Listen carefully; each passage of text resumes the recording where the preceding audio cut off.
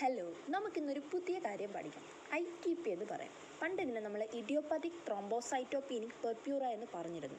ഇപ്പോൾ പക്ഷേ അതിനെ ഇമ്മ്യൂൺ ത്രോംബോസൈറ്റോപീനിക് പെർപ്യൂറ എന്നാണ് പറയുന്നത്.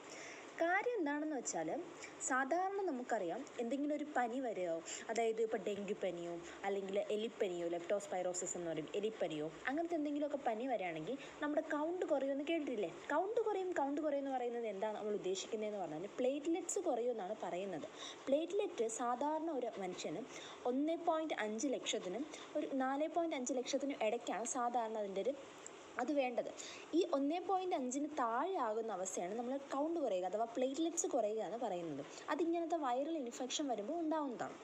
ഈ കാര്യം ഇതുപോലെ ഒരു പ്ലേറ്റ്ലെറ്റ്സ് കുറയുന്ന ഒരു അസുഖമാണ് ഈ ITP എന്ന് പറയുന്നത്. ITP എന്ന് വെച്ചാൽ ഇമ്മ്യൂൺ ത്രോംബോസൈറ്റോപീനിക് പെർപ്യൂറ എന്ന് പറയും. അത് സാധാരണ ഉണ്ടാകുന്നത് കുട്ടികൾക്കും ഒരു 20-22 വയസ്സ് ആ ഒരു പ്രായത്തിലുള്ളവർക്കാണ്. വയസ്സായ ആൾക്കാർക്കൊന്നും ഉണ്ടാകാറില്ല സാധാരണ രീതിയിൽ.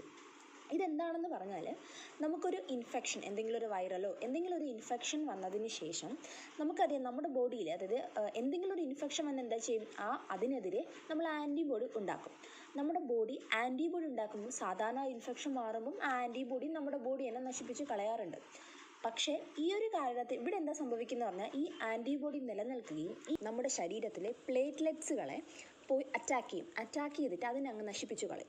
അപ്പോൾ എന്ത് സംഭവിക്കും, നമ്മുടെ ശരീരത്തിലെ പ്ലേറ്റ്ലെറ്റ്സുകളുടെ അളവ് കുറയാൻ തുടങ്ങും. അതുമാത്രമല്ല, ഈ പ്ലേറ്റ്ലെറ്റ് ഉണ്ടായി വരുന്ന നമ്മുടെ ബോൺ മാരോ എന്ന് പറയും, നമ്മൾ മജ്ജ എന്നൊക്കെ പറയും, അവിടെയും പോയി ഈ ആൻറ്റിബോഡി പോയിട്ട് അതുണ്ടായി വരുന്ന സെല്ലിനെ നശിപ്പിച്ചു കളയും. അങ്ങനെ മൊത്തത്തിൽ നമ്മുടെ ശരീരത്തിൽ പ്ലേറ്റ്ലെറ്റിൻ്റെ അളവ് കുറയാൻ തുടങ്ങും. അപ്പോൾ സാധാരണ പ്ലേറ്റ്ലെറ്റ്സ് നമുക്ക് വേണ്ടത് രക്തം കട്ട പിടിക്കാനാണ്.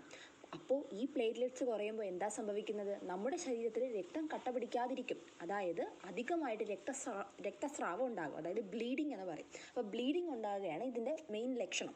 ഇത് സാധാരണ കുട്ടികൾക്ക് ആ ഒരു രോഗം വരുന്നതെന്ന് പറഞ്ഞാൽ, എന്തെങ്കിലും ഒരു ഇൻഫെക്ഷൻ വന്നു കഴിഞ്ഞിട്ട് ഒരു മാസത്തിനോ അല്ലെങ്കിൽ ഒരു 2 മുതൽ 4 ആഴ്ചയ്ക്ക് ഇടയ്ക്കും കുട്ടികളുടെ ദേഹത്ത്, കാലിലൊക്കെയാണ് മെയിനായിട്ട് കുഞ്ഞു റെഡ് സ്പോട്ടുകൾ കാണും. അത് നമ്മൾ ബ്ലീഡിങ് സ്പോട്ട് എന്നാണ് പറയുന്നത്. അപ്പോൾ അങ്ങനെ കുഞ്ഞു സ്പോട്ടായിട്ടാണ് ഇത് വരുന്നത്. അപ്പോൾ നമ്മൾ ഹോസ്പിറ്റലിൽ കൊണ്ടുവന്നിട്ട് അവർ ബ്ലഡ് ടെസ്റ്റൊക്കെ എടുത്ത് നോക്കി പ്ലേറ്റ്ലെറ്റ്സ് നോക്കുമ്പോഴായിരിക്കും പ്ലേറ്റ്ലെറ്റിൻ്റെ വാല്യൂ ഭയങ്കര കുറവായിട്ട് നോക്കുന്നത്. പക്ഷേ ആദ്യമേ നമ്മളത് ITP ആണെന്ന് പറയുന്നില്ല. അത് നമ്മൾ ക്രൈറ്റീരിയ ഓഫ് എക്സ്ക്ലൂഷൻ എന്ന് പറയും. നമ്മൾ ബാക്കി കാരണങ്ങളൊക്കെ നോക്കിയിട്ട് അതല്ല എന്നുണ്ടെങ്കിൽ മാത്രമേ നമ്മൾ ITP ആയിട്ട് അത് പറയുള്ളൂ. അപ്പോൾ ബാക്കി കാരണങ്ങൾ എന്തൊക്കെ വരാം, നമുക്ക് ഡെങ്കി ഉണ്ടെങ്കിൽ വരാം, അതുപോലെ തന്നെ എലിപ്പനി ഉണ്ടെങ്കിൽ വരാം, അങ്ങനെ കുറേ മറ്റ് രോഗങ്ങളുണ്ട്. ആ ഒരു രോഗങ്ങൾ കൊണ്ടും നമ്മുടെ ശരീരത്തിൽ പ്ലേറ്റ്ലെറ്റ്സ് കുറയും. ഇതൊക്കെ നോക്കിയിട്ടും ഇതൊന്നും അല്ല എന്ന് മനസ്സിലാക്കുകയാണെങ്കിൽ നമ്മളത് ITP എന്ന് പറയും. This is about. അപ്പോൾ നമ്മൾ ITPയുടെ ട്രീറ്റ്മെൻറ്റ് എന്ന് പറയുന്നത് പ്ലേറ്റ്ലെറ്റിൻ്റെ കൗണ്ട് നോക്കിയിട്ടാണ് കൊടുക്കുന്നത്. 20,000-ന് മുകളിലാണ് കൗണ്ട് എങ്കിൽ നമുക്ക് പേഷ്യൻറ്റിനെ അഡ്മിറ്റ് ചെയ്യാതെ തന്നെ വീട്ടിൽ ഔട്ട് പേഷ്യൻ്റായിട്ട് നോക്കാം. പക്ഷേ 20,000-ന് താഴെയാണെങ്കിൽ ബ്ലീഡിങ്ങിനുള്ള ഭയങ്കര സാധ്യത ഉള്ളതുകൊണ്ട് നമ്മൾ പേഷ്യൻറ്റിനെ അഡ്മിറ്റ് ചെയ്യേണ്ടി വരും. അതുകൂടാതെ തന്നെ ഈ ഒരു രോഗത്തിൽ ബ്ലഡ് പോവുകയാണല്ലോ, ബ്ലീഡിങ് നടക്കുകയാണല്ലോ. അപ്പോൾ ബ്ലീഡിങ് സംഭവിക്കാതിരിക്കുക, അതായത് ബ്ലീഡിങ് കൂട്ടുന്ന മരുന്നുകളെയൊക്കെ നമ്മൾ കുറയ്ക്കണം. അതായത് ആസ്പിരിനോ, ക്ലോപ്പിഡോഗ്രലോ അല്ലെങ്കിൽ ചില വേദന സംഹാരികൾ, പെയിൻ കില്ലേഴ്സ്, NSAIDs എന്ന് പറയും, അതൊക്കെ നമ്മൾ ഒഴിവാക്കണം.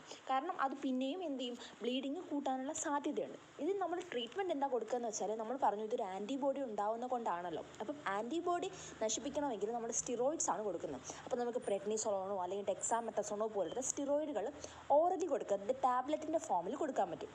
ഇനി അതും അല്ലെങ്കിൽ നമുക്ക് ഇഞ്ചക്ഷനും കൊടുക്കാം, ഇമ്മ്യൂണോഗ്ലോബുലിൻ ഇഞ്ചക്ഷനായിട്ട് കൊടുക്കാം. നമ്മളതിന് IVIG എന്ന് പറയും, ഇൻട്രാവീനസ് ഇമ്മ്യൂണോഗ്ലോബുലിൻസ് എന്ന് പറയും. നമുക്ക് അതും കൊടുക്കാം. അല്ലെങ്കിൽ നമുക്ക് ANTI-D ഇമ്മ്യൂണോഗ്ലോബുലിനും കൊടുക്കാം. ഈ RBCയുടെ ആ ഒരു സർഫസിലുള്ള ആൻറ്റിജനെ നശിപ്പിച്ചുകൊണ്ട് ഇപ്പോൾ പ്ലേറ്റ്ലെറ്റ്സിന് കൂടുതലായിട്ട് വിസിബിലിറ്റി വരാത്ത രീതിയിൽ, അതായത് പ്ലേറ്റ്ലെറ്റ്സിൻ്റെ ആൻറ്റിബോഡീസിനെ മാറ്റിയിട്ട് ബാക്കി RBCയുടെ ആൻറ്റിജൻസിനെ കൂടുതലായിട്ട് അറ്റാക്ക് ചെയ്ത് നശിപ്പിക്കുന്ന ഒരു പ്രോസസ്സ് വഴിയാണ് അതായത് ANTI-D ഇമ്മ്യൂണോഗ്ലോബുലിൻസ് എന്ന് നമ്മൾ പറയും. ഇനി ഇതൊന്നും ചെയ്തിട്ടും ശരിയാകുന്നില്ല, പ്ലേറ്റ്ലെറ്റ്സ് കൗണ്ട് ഭയങ്കര കുറവാണെങ്കിൽ നമ്മൾ പ്ലേറ്റ്ലെറ്റ്സ് എടുക്കും. പ്ലേറ്റ്ലെറ്റ്സ് ട്രാൻസ്ഫ്യൂസ് ചെയ്യാറുണ്ട്, ഫ്രഷ് ഫ്ലോസൺ പ്ലാസ്മ എന്ന രീതിയിൽ, FFP എന്ന് പറയും. ദെൻ നമുക്ക് സ്പ്ലെനക്ടമി ചെയ്യാം. സ്പ്ലെനക്ടമി എന്ന് പറഞ്ഞാൽ നമ്മുടെ സ്പ്ലീനാണല്ലോ ഇതിനെ നശിപ്പിച്ചുകൊണ്ടിരിക്കുന്നത്. അപ്പോൾ ആ സ്പ്ലീൻ എന്ന് പറയുന്ന ഓർഗനെ നമ്മൾ മൊത്തത്തിൽ എടുത്ത് മാറ്റും. പക്ഷേ അങ്ങനെ മാറ്റുമ്പോൾ കുറേയധികം ഇൻഫെക്ഷൻസിനുള്ള സാധ്യതയുണ്ട്. അപ്പോൾ നമ്മൾ ഈ ന്യൂമോകോക്കൽ വാക്സിൻസ് ഒക്കെ എടുക്കേണ്ടി വരും കൂടുതലായിട്ട്. കാരണം സ്പ്ലീനാണ് അത്തരം ബാക്ടീരിയകളെ കൂടുതലായിട്ട് നശിപ്പിക്കുന്നത്. പിന്നെ നമുക്ക് കൊടുക്കുന്നത് റിട്ടൂക്സിമാബ് എന്ന് പറയുന്ന ഒരു ഡ്രഗാണ്. ആ ഒരു മെഡിസിനും നമ്മൾ എടുക്കാറുണ്ട്. ഇത്രയൊക്കെയാണ് ഇതിൻ്റെ ട്രീറ്റ്മെൻറ്റ് എന്ന് പറയുന്നത്. Thank you.